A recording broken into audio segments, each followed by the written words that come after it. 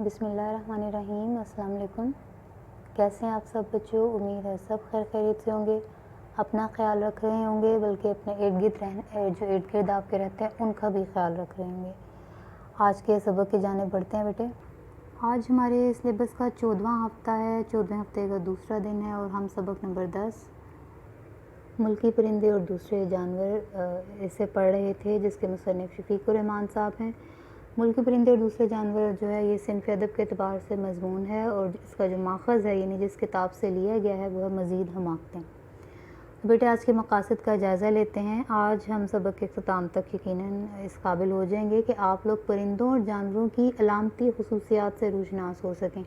یعنی آپ دیکھیں کہ پرندوں اور علامتوں کو اپنی عادات کی بنا پر کس طرح سے علامتی طور پر انسانی عادات یا انسانی مزاج کے ساتھ ملایا جا سکتا ہے، ٹھیک ہے۔ پھر اس کے علاوہ مزاحیہ نثر پارے کی بیٹا صنفی حیثیت سے متعارف ہوں۔ دیکھیں نا، مزاحیہ نثر پارے کے بارے میں یہ جاننا ضروری ہے کہ مزاحیہ تحریر کسی بھی صنف میں لکھی جا سکتی ہے۔ ابھی ہم نے مزاحیہ ڈرامہ پڑھا، لہو قالین، آپ کا جو مضمون ہے امتحان وہ ایک مزاحیہ مضمون ہے۔ پھر اب آپ یہ پڑھیں ملکی پرندے اور دوسرے جانور، یہ مزاحیہ مضمون ہے۔ ابھی آپ قدر یاز پڑھیں گے بیٹے، وہ بھی مزاحیہ ہوگا۔ تو مزاحیہ تحریر جو ہے وہ کسی بھی صنف ادب میں لکھی جا سکتی ہے۔ ضروری نہیں کہ مزاح میں آپ صرف مضمون ہی لکھ سکتے ہیں، مزاح میں آپ صرف ڈرامہ ہی لکھ سکتے ہیں۔ بہرحال کل ہم نے شفیق الرحمان صاحب کا تعارف پڑھا تھا، اور پھر ہم نے کوے کے بارے میں گفتگو کی تھی کہ کس طرح وہ انسانی فطرت کی عکاسی کرتا ہے۔ آواز بھی اچھی نہیں ہوتی، پھر بھی کہیں کہیں کرتا رہتا ہے، رنگ اس کا بڑا سیاہ ہوتا ہے، اور بڑی نظر ہر طرف جو ہے نا، آنکھیں بہت چھوٹی ہوتی ہیں پھر بھی ادھر ادھر نظر گھما کے دیکھتا رہتا ہے، اور جا جا کے چیزیں چھپاتا رہتا ہے، اور حفظان صحت کا خیال نہیں رکھتا، اور آوازیں اتنی وہ شور مچاتا ہے کہ انسان تنگ آ جاتا ہے اس سے۔ تو یہ ساری چیزیں جو ہیں، جس طرح سے اس کوے کی فطرت کی عکاسی کی ہے شفیق الرحمان صاحب نے، آپ اس سے ملتے جلتی عادات جو ہیں وہ بہت سارے انسانوں میں بھی پائیں گے، ٹھیک ہے۔ اس کے بعد اب ہم اس کو آج سے شروع کرتے ہیں۔ ہمارا اگلا جو اس کا حصہ ہے وہ ہے دوسرے پرندے پر ہم آ جائیں گے، اور وہ ہے بلی۔ تو آئیے بیٹا اپنی کتابیں کھولیے تو اس کو شروع کرتے ہیں پڑھنا۔ اب میں نے پڑھانا تو آپ کو اس کتاب میں سے تھا، لیکن پھر میں سوچتی ہوں کہ دوسری کتاب لوں، جہاں جہاں سے میں نے انڈر لائن کیا ہوگا آپ نے وہ چیزیں انڈر لائن کر لینی ہیں، جو مطلب آپ کو اس کے اوپر لکھے نظر آئیں گے، آپ آرام سے، میں بولتی بھی جاؤں گی آپ لکھتے بھی جائیے گا، ٹھیک ہے۔ تو ٹھہریے میں ذرا کتاب بدلوں۔ ہاں جی، تو ہو بیٹا آپ نے ڈرنا نہیں اس کی حالت دیکھیے۔ اب مسئلہ یہ ہے کہ کم سے کم وقت میں میری کوشش ہے کہ آپ کو زیادہ سے زیادہ چیز نظر آ جائے، تاکہ آپ کے لیے جو وقت کی قلت کا جو مسئلہ ہے وہ بھی نہ ہو، اور آپ کو جو پڑھایا جا رہا ہے وہ زیادہ سے زیادہ آپ اس کو آسانی سے سمجھ پائیں۔ اب یہ دوسرا پرندہ ہے بیٹے بلبل، ٹھیک ہے۔ اس کے بارے میں وہ کہتے ہیں کہ بلبل ایک روایتی پرندہ ہے جو ہر جگہ موجود ہے، سوائے وہاں کے جہاں اسے ہونا چاہیے۔ روایتی کا آپ سمجھ لیں بڑا مشہور، ہر جگہ اس کا ذکر ہوتا ہے۔ کس طرح سے وہ کہہ رہے ہیں؟ اگر کیوں کہہ رہے ہیں کہ سوائے وہاں کے جہاں اسے ہونا چاہیے؟ کیونکہ بیٹا بلبل کا جتنا زیادہ ایرانی جو لٹریچر ہے، جو ادب ہے، بالخصوص شاعری، اس میں اس کا بہت زیادہ ذکر ہے، اور آپ کو پتہ ہے کہ اردو شاعری میں بھی بڑا خاص موضوع ہے۔ عاشق کو بلبل سے تشبیہ دی جاتی ہے، یعنی جس طرح بلبل جو ہے وہ پھول کا عاشق ہے اور اس کے ارد گرد منڈلاتا رہتا ہے، اسی طرح عاشق اپنے محبوب کے گرد منڈلاتا ہے۔ وہ خواجہ حیدر علی آتش کا بڑا مشہور شعر ہے نا کہ یہ آرزو تھی تجھے گل کے روبرو کرتے، میں اور بلبل بیتاب گفتگو کرتے، یعنی کہ ہماری یہ خواہش تھی کہ اے محبوب تجھے ہم پھول کے سامنے رکھ لیتے، اور پھر میں اور بلبل ہم دونوں تجھ سے بات، یعنی پھول جو ہے وہ پھول سے بلبل بات کرتا اور میں تجھ سے۔ تو اس طرح کے بہت سارے ایسے مضامین اس میں۔ بہرحال کہتے ہیں اگر آپ کا خیال ہے کہ آپ نے چڑیا گھر میں یا باہر بلبل دیکھی ہے تو یقیناً کچھ اور دیکھ لیا ہے۔ اب آپ دیکھیں کبھی یہاں پر یعنی ایسا پرندہ ہے اس کو مذکر کے طور پہ بھی استعمال کیا جاتا ہے اور مؤنث کے طور پہ بھی۔ وہ کہتے ہیں اگر آپ نے بلبل دیکھی ہے تو یقیناً کچھ اور دیکھ لیا ہے، یعنی بلبل یہاں ہوتی ہی نہیں۔ ہم ہر خوشگلو پرندے کو بلبل سمجھتے ہیں، یعنی ہر وہ پرندہ جس کی آواز خوبصورت ہے ہم کہتے ہیں بلبل گا رہی ہیں۔ کہتے ہیں قصور ہمارا نہیں، ہمارے ادب کا ہے، لٹریچر، اردو ادب۔ شاعروں نے نہ بلبل دیکھی ہے نہ اسے سنا ہے، کیونکہ اصلی بلبل اس ملک میں نہیں پائی جاتی۔ سنا ہے کہ کوہ ہمالیہ کے دامن میں کہیں کہیں بلبل ملتی ہے، لیکن کوہ ہمالیہ کے دامن میں شاعر نہیں ہوتے۔ یعنی مزاح سے یہ نکتہ پیدا کیا نا کہ یعنی جہاں بلبل ہے وہاں ذکر نہیں، اور جہاں ذکر وہ کر رہے ہیں وہاں پر وہ پاگل ہوئے جا رہے ہیں شاعری کر کے، وہاں بلبل نہیں۔ عام طور پر بلبل کو آہوزاری کی دعوت دی جاتی ہے اور رونے پیٹنے کے لیے اکسایا جاتا ہے۔ بلبل کو ایسی باتیں بالکل پسند نہیں۔ یہ بلبل کو آپ کو پتہ ہے کہ اردو ادب میں انتہائی اداس اور بڑا ہی رونے دھونے والا پرندہ ظاہر کیا جاتا ہے نا۔ وہ کہتے ہیں ویسے بلبل ہونا کافی مزہ کا خیز ہوتا ہوگا، بڑا مزاحیہ ہوتا ہوگا۔ بلبل اور گلاب کے پھول کی افواہ کسی شاعر نے اڑائی تھی جس نے رات گئے گلاب کی ٹہنی پر بلبل کو نالا و شیون کرتے دیکھا تھا۔ اچھا بیٹا یاد رکھنا، جو لائنیں انڈر لائن کی ہیں نا آپ نے لازمی کرنی ہے۔ اب علامہ اقبال کی بڑی مشہور نظم ہے بچوں ہمدردی، آپ نے پڑھی ہوگی۔ ٹہنی پہ کسی شجر کی تنہا بلبل تھا کوئی اداس بیٹھا، کہتا تھا رات سر پہ آئی، یہ اڑنے چگنے میں دن گزارا۔ اب یہ دیکھیں کہ وہ کہتے ہیں وہ جو افواہ تھی نا غلط خبر، جو کسی شاعر نے، یہ علامہ اقبال کا بیٹے ذکر کر رہے ہیں، تو انہوں نے رات گئے گلاب کی ٹہنی پہ کسی بلبل کو روتے دیکھا تھا۔ وہ کہتے ہیں کم از کم اس کا خیال تھا، یعنی شاعر کا خیال تھا کہ وہ پرندہ بلبل ہے، اور وہ چیز یعنی جب وہ گا رہا ہے وہ نالا و شیون، یہ رو رہا ہے۔ وہ کہتے ہیں رات کو اینک کے بغیر کچھ کا کچھ دکھائی دیتا ہے، یہ کیا پتہ شاعر نے دیکھا کچھ اور بنا بلبل دیا، اتنا رات کا وقت اندھیرا تھا۔ بلبل پروں سمیت محض چند انچ لمبی ہوتی ہے، یعنی اتنے زیادہ پر ہوتے ہیں کہ اگر پروں کو نکال دیا جائے تو کچھ زیادہ بلبل نہیں بچتی۔ ماہرین کا خیال ہے، یہ انڈرلائن کر لینا، کہ بلبل کے گانے کی وجہ اس کی غمگین خانگی زندگی ہے، اس کی گھریلو زندگی بڑی اداس ہے۔ میں نے آپ کو بیٹے کل بھی بتایا تھا کہ اس کو نا ذرا مختصراً کچھ کانٹ چھانٹ کے بعد آپ کے سلیبس کا حصہ بنایا گیا۔ یہ مضمون جو ہے نا کہیں کہیں سے اس کی جو کچھ جملے ہیں وہ کم ہے، تو ہو سکتا ہے آپ کو یہ لگ رہا ہو کہ ابھی ایک بات ختم نہیں ہوتی تو اگلی شروع ہو جاتی، ٹھیک ہے؟ تو آپ نے اس پہ غور نہیں کرنا ہے کیونکہ یہ ویسے ہی تھوڑا سا اس کو شارٹ کر کے اس میں شامل کیا گیا۔ اچھا کہتے ہیں بلبل کے گانے کی وجہ کیا ہے کہ اس کے گھریلو حالات بڑے خراب ہیں، جس کی وجہ یہ ہر وقت کا گانا ہے، ہر وقت گاتا رہتا ہے، گھر میں لڑائی پڑی رہتی ہے۔ لیکن وہ کہتا ہے دراصل بلبل ہمیں محظوظ کرنے کے لیے ہرگز نہیں گاتی، ہمیں خوش کرنے کے لیے نہیں گاتی، اسے اپنی فکر ہی نہیں چھوڑتے، اپنی اس کی اتنی پریشانی ہے۔ بلبل پکے راگ گاتی ہے یا کچے، بہرحال اس سلسلے میں بہت سے موسیقاروں سے بہتر ہے۔ موسیقار بیٹے جو موسیقی ترتیب دیتے ہیں، میوزیشنز کو کہا جاتا ہے۔ ایک تو گھنٹے بھر کا الاپ نہیں لیتی، الاپ کہتے ہیں جب راگ کوئی گانے لگتا ہے نا تو پہلے راگ کی جو آ کر کے ابتدا ہوتی ہے وہ گھنٹہ گھنٹہ اسی میں لگ جاتا ہے، پھر کہتے ہیں وہ بے سری ہو جائے تو بہانے نہیں کرتی کہ ساز والے نکمے ہیں، آج گلا خراب ہے، اور سب سے بڑی بات کیا ہے کہ آپ تنگ آ جائیں تو اسے خاموش کرا سکتے ہیں، اور کیا چاہیے ان کو؟ انسان گا رہا ہو 10 گھنٹے راگ کلاسیکل، اس کو تو آپ چپ بھی نہیں کرا سکتے۔ بلبل کو اڑا دیا۔ جیسے گرمیوں میں لوگ پہاڑ پر چلے جاتے ہیں، اسی طرح پرندے بھی موسم کے لحاظ سے نقل وطن کرتے ہیں، نقل وطن دوسرے شہروں یا ملکوں کی طرف جو سفر کیا جاتا ہے۔ بلبل کبھی سفر نہیں کرتی، اس کا خیال ہے وہ پہلے ہی سے وہاں موجود ہے جہاں اسے پہنچنا چاہیے تھا۔ ہمارے ادب کو دیکھتے ہوئے بھی بلبل نے اگر اس ملک کا رخ کیا تو نتائج کی خود ذمہ دار ہوگی۔ یعنی وہ کہتے ہیں جو حالات ہمارے شاعروں نے شاعری میں اپنے جذبات اور کیفیات کو بیان کرنے کے لیے وہ بلبل کا کیا ہے، اس کے بعد تو وہ یہاں نہ ہی آئے تو بہتر ہے، ٹھیک ہے؟ اچھا بیٹے اس کے بعد ہم بھینس کی جانب بڑھتے ہیں۔ اب آپ دیکھ رہے ہیں کہ بہت ہلکے پھلکے سے جیسے شائستہ انداز میں انہوں نے وہ بات کی ہے، لیکن کوئی اتنا نہیں کہ آپ جیسے ہم نے آپ کو ان کے اسلوب کے بارے میں بتایا تھا کہ بہت زیادہ وہ اس طرح سے آپ کو ہنسانے کی کوشش نہیں کریں گے، بس آپ اس سے لطف حاصل کریں گے۔ اب بھینس ہے، اب دیکھیں اس میں انہوں نے کس طرح کے لوگوں پہ مزاج کو ان کے نشانہ بنایا ہے۔ بھینس موٹی اور خوش طبع ہوتی ہے، ایسے لوگ جو موٹے بھی ہوتے ہیں اور خوش طبع یعنی خوش مزاج بھی، عموماً یہ کہا جاتا ہے کہ ایسے لوگ جو موٹے ہوتے ہیں وہ خوش مزاج ہوتے ہیں۔ بھینس آپ کو پتہ ہے نا کالے سیاہ رنگ کی ہوتی ہے، کہتے ہیں بھینسوں کی قسمیں نہیں ہوتی، وہ سب ایک جیسی ہوتی ہیں۔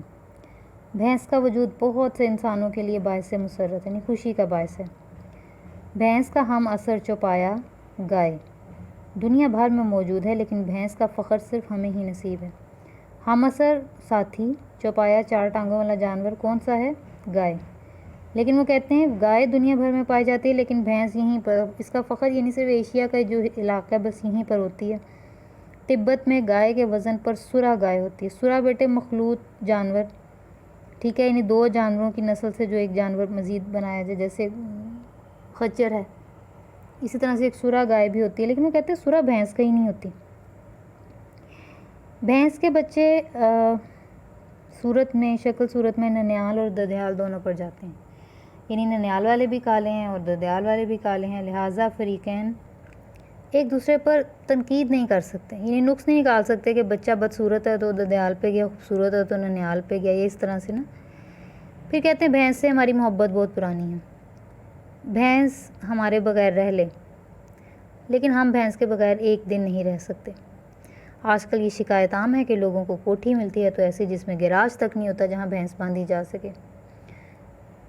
کئی بھینسیں اتنی بھدی نہیں ہوتی مگر کچھ ہوتی ہی ہیں، یعنی کچھ اتنی بری نہیں لگتی لیکن کچھ۔ اب یہ دیکھیں، اب صرف بھینس کی بات نہیں ہے، وہ آپ دیکھیے کہ ایسے لوگ جن کا وزن بہت زیادہ ہے یا جو اتنے اچھے نہیں لگتے، اوپر سے رنگ بھی کالا ہو، وزن بھی بہت زیادہ ہو، پھر سست بھی ہوں اور بالکل کند ذہن اور بیوقوف بھی ہوں، تو پھر آپ دیکھیں کہ کس طرح سے اس کی مثالیں دے رہے ہیں۔ کہتے ہیں کہ بھینسیں کچھ اتنی بھدی ہوتی ہیں کہ دور سے یہ پتہ چلانا مشکل ہو جاتا ہے کہ بھینس اس طرف آ رہی ہے یا اس طرف جا رہی ہے۔ اب تیز دھوپ ہو، سڑک کے بہت دور سے آپ کو بھینس دکھے، آپ کو پتہ نہیں چلے گا سیدھا یا الٹا۔ اب یہ مزاحیہ انداز میں کہنے، ضروری نہیں کہ آپ کہیں کہ نہیں مس ہمیں پتہ چلے گا، مزاح ہے بیٹے۔ وہ کہتے ہیں رخ روشن کے آگے شمع رکھ کر والا شعر یاد آ جاتا ہے، وہ ہے رخ روشن کے آگے شمع رکھ کر دیکھیے پروانہ ادھر آتا ہے ادھر جاتا ہے، شعر ہے بیٹے بڑا مشہور۔ تو کہتے ہیں وہ سمجھ نہیں آتی کہ ادھر آ رہی ہے کہ ادھر جا رہی ہے۔ پھر کہتے ہیں بھینس اگر ورزش کرتی اور غذا کا خیال رکھتی تو شاید شریری ہو سکتی تھی، یعنی جس کو آپ سمارٹ کہتے ہیں، پتلی مناسب جسم کی مالک، لیکن کچھ کہا نہیں جا سکتا۔ بعض لوگ مکمل احتیاط کرنے پر بھی موٹے ہوتے چلے جاتے ہیں۔ اب یہ انڈرلائن کریں، بھینس کا مشغلہ کیا ہے؟ جگالی کرنا ہے یا تالاب میں لیٹے رہنا؟ جگالی کہتے ہیں مستقل جو منہ چلاتے ہیں، وہ اکثر نیم باز آنکھوں سے، نیم باز کہتے ہیں آدھی کھلی ہوئی آنکھیں۔ آپ کو شعر یاد ہے، میری نیم باز آنکھوں میں ساری مستی شراب پی سی؟ تو وہ بھی نیم باز آنکھوں سے افق کو تکتی رہتی ہے، آسمان کو دیکھتی رہتی ہے آدھی آنکھیں کھول کے۔ لوگ کیا سرائیاں کرتے ہیں، وہ کیا سوچتے ہیں، لوگ کہتے ہیں کیا سوچ رہی ہے اتنی سنجیدہ۔ ایسے لوگ جو بہت چپ کر کے سنجیدہ بنے ہوتے ہیں تو لوگ سوچتے ہیں کہ کیا سوچ رہے ہیں نا، وہ کہتے ہیں وہ کچھ بھی نہیں سوچتی۔ اگر بھینس سوچ سکتی تو رونا کس بات کا تھا؟ بھینس کا حافظہ کمزور ہے، اسے کل کی بات آج یاد نہیں رہتی، اس لحاظ سے وہ انسان سے زیادہ خوش نصیب ہے۔ بھینسے کو بالکل نکما سمجھا جاتا ہے۔ اب بھینس تو پھر بھی دودھ دیتی ہے یا کوئی دیکھ لیں اس کے وہ کام کرتی ہے، جو بھی اس کے ساتھ وہ پھرتی ہوئی چلتی ہے۔ بھینسا تو کچھ بھی نہیں کرتا نا، اسے حال میں بھی نہیں، جو حال میں اس پر بھی بیل چلتا ہے، وہ حال میں بھی نہیں، بیل گاڑی میں ازر بھی نہیں لگ سکتا، تو حال میں جوتنے کی اسکیم ناکام ثابت ہوئی کیونکہ وہ دائمی طور پر تھکا ہوا اور عضلی سست ہے۔ اتنا کہ وہ دائمی کہتے ہیں شروع سے ہی اتنا کہ وہ سست جانور ہے۔ پھر کیا کہتے ہیں، اس نے بچپن میں بھینس کا دودھ پیا تھا، بھینس بھی سست ہے، بھینسے نے بھی بھینس کا ہی دودھ پیا، وہ مزید سست ہو گیا۔ اب دیکھیں بیٹے سارا مزاح ہے، ٹھیک ہے، بھینس کے سامنے بین بجائی جائے، یہاں پہ انہوں نے اس ضرب المثل کی، یعنی بیوقوف کے آگے کوئی عقل کی بات کریں تو اسے سمجھ نہیں آتی، تو یہی کہہ رہے ہیں کہ بھینس کے سامنے بین بجائی جائے تو نتیجہ تسلی بخش نہیں نکلتا، کیونکہ بھینس کو بین سے کوئی دلچسپی نہیں ہے۔ ٹھیک ہو گیا۔ اب انہوں نے الو، تیسرا پرندہ الو کا ذکر، کہتے ہیں الو بردبار اور دانش مند ہے، لیکن پھر الو ہے۔ بردبار کہتے ہیں بڑا سمجھدار، صبر کرنے والا، بڑا تحمل والا پرندہ ہے، لیکن پھر بھی کیا ہے؟ الو۔ آپ کو پتہ ہے نا الو کسے کہتے ہیں؟ جو بڑے بیوقوفوں کو۔ وہ کھنڈروں میں رہتا ہے، لیکن کھنڈر بننے کی وجوہات دوسری ہیں۔ کھنڈر بننے کی، کھنڈر کہتے ہیں اتنے تباہ اور برے حالات میں جو خود ہے، اس کا ذاتی حالت اتنی خراب ہے، اس کی وجہ کچھ اور ہے۔ الو کا ذکر پرانے بادشاہوں نے اپنے روزنامچوں میں اکثر کیا ہے، لیکن اس سے الو کی پوزیشن بہتر نہیں ہو سکی۔ روزنامچے جو ڈائریوں میں، اب وہ جو الو کون تھے، وہ یقیناً بادشاہوں کے مشیر ہوتے ہوں گے، ان کے وزیر ہوتے ہوں گے، لیکن وہ کہتے ہیں اس سے بھی الوؤں کی حالت بہتر نہیں ہوئی۔ الو کی 20 قسمیں بتائی جاتی ہیں، میرے خیال میں 5-6 قسمیں کافی تھیں، کیونکہ جتنی مرضی قسمیں گن لیں رہنا پھر بھی انہوں نے کیا ہے؟ الو۔ آپ نے اس پہ غور کیا نا، لیکن پھر الو ہے کہ ہے ہی الو، تو اس کو کیا فائدہ؟ ویسے الوؤں کی عادتیں آپس میں اس قدر ملتی جلتی ہیں کہ ایک الو کو دیکھ لینا تمام الوؤں کو دیکھ لینے کے مترادف ہے۔ کہ اتنے ایک جیسے ہوتے ہیں کہ آپ نے ایک الو دیکھ لیا تو آپ سمجھ لیں کہ آپ نے ساری الو دیکھ لی۔ الو کو وہی پسند کر سکتا ہے جو فطرت کا ضرورت سے زیادہ مداح ہو، یعنی جس سے قدرت کی ہر چیز پسند آتی ہو، بس وہی الو کو پسند کر سکتا ہے۔ روزمرہ کے الو کو بوم کہا جاتا ہے، اس سے بڑے کو چغد، اور چغد سے بڑا الو ابھی تک دریافت نہیں ہوا۔ یعنی جو لوگ ذرا نارمل بے وقوف ہوتے ہیں انہیں بوم کہتے ہیں، اس سے بھی بڑے الو یعنی اس سے بھی بڑے بے وقوف یا احمق ان کو چغد کہا جاتا ہے، اور وہ چغد سے بڑا کہتے ہیں نہیں جی اس سے بڑا الو ابھی تک دریافت نہیں۔ سب چغد بے وقوفی کا اینڈ ہے۔ دن بھر الو آرام کرتا ہے اور رات بھر ہو ہو کرتا ہے، نہیں اس کی آوازیں ہیں نا۔ اب وہ کہتے ہیں اس میں کیا مصلحت پوشیدہ ہے، کیا بات ہے اس میں ایسی؟ میرا قیاس اتنا ہی صحیح ہے جتنا کہ آپ کا، کہ میرا بھی اتنا ہی اندازہ ہے جتنا آپ کا اندازہ ہے۔ لوگوں کا خیال ہے کہ الو تو ہی تو کا وظیفہ پڑھتا ہے۔ اگر یہ سچ ہے تو وہ ان خود پسندوں سے 1000 درجے بہتر ہے جو ہر وقت میں کا ورد کرتے رہتے ہیں۔ یعنی وہ کہتے ہیں وہ لوگ جو ہر وقت میں ایسے میں ویسے بس اپنی ہی تعریفیں کرتے رہتے ہیں، ان سے بہتر تو الو جو تو ہی تو کہتا ہے وہ زیادہ بہتر ہے، عاجزی ہے اس کے اندر۔ شوخ اور باتونی پرندوں میں الو کا مرتبہ بہت بلند ہے کیونکہ وہ چپ چاپ رہتا ہے اور غالباً حصے مذاق سے محروم ہے۔ بہت سے لوگ محض اس لیے ذی فہم سمجھے جاتے ہیں کہ وہ کبھی نہیں مسکراتے۔ اب وہ کہتے ہیں ایسے جانور جو بہت بولتے ہیں نا ان میں الو کا مقام بہت بلند ہے کیونکہ اس کی بہت عزت بنی ہوئی ہے کہ جناب یہ تو بولتا ہی نہیں۔ لیکن وہ کہتے ہیں اس کے اندر یہ بھی ہو سکتا ہے اس کے اندر حصے مذاق اس کو دوسرے جانوروں کا مذاق ہی نہ سمجھ آتی ہو، اور یہ بھی ہو سکتا ہے کہ بہت سارے ایسے لوگ اسی لیے عقل مند سمجھے جاتے ہیں کہ وہ مسکراتے نہیں حالانکہ ہوتے وہ بھی بے وقوف ہیں، کہ خاموشی سے ان کا بھرم رہ جاتا ہے۔ مادہ ننھے الوؤں کی بڑی دیکھ بھال کرتی ہے، یعنی جو ماں ہے الوؤں کی، وہ چھوٹے الو جو بچے ہوتے ہیں ان کی بڑی حفاظت کرتی ہے، مگر جو ہی وہ ذرا بڑے ہوئے اور ان کی شکل اپنے ابا سے ملنے لگی انہیں باہر نکال دیتی ہے، کیونکہ جیسے جیسے بڑا ہوتا جاتا ہے وہ بھی بالکل الو لگنا شروع ہو جاتا ہے۔ الو کو اپنے بچوں کی تعلیم و تربیت سے کوئی دلچسپی نہیں، وہ جانتا ہے کہ یہ سب بے سود ہیں، کیوں کہ جتنا مرضی پڑھ لکھ لیں گے پھر بھی کیا کہلائیں گے؟ الو۔ الو کے بچے الو اچھے بھی ہوتے ہیں اور برے بھی۔ اچھے تو وہ ہوتے ہیں جو دور جنگلوں میں رہتے ہیں، یعنی بے وقوف شخص جتنی دور رہے اتنا ہی اچھا ہے۔ الوؤں کو برا بھلا کہتے وقت یہ مت بھولیے کہ انہوں نے الو بننے کی التجا تھوڑا ہی کی تھی، یعنی آپ نے یاد رکھنا ہے کہ الو نے تو یہ نہیں نا دعا آپ سے کی تھی کہ وہ اللہ سے کہ ہمیں الو بنا دے، یعنی اگر وہ بے وقوف ہیں تو وہ قدرتی طور پہ اب کیا ہو سکتا ہے۔